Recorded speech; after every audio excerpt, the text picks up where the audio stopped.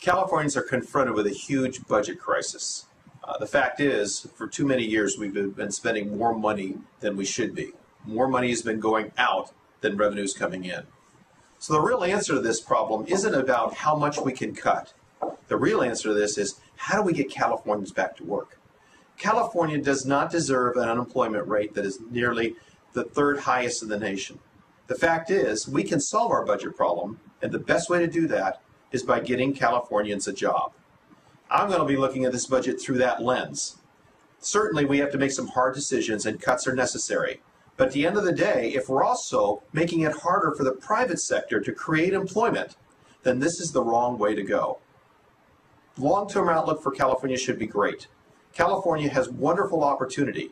It's up to us to make sure that we take full use of the opportunity and the blessings that we have here in this state.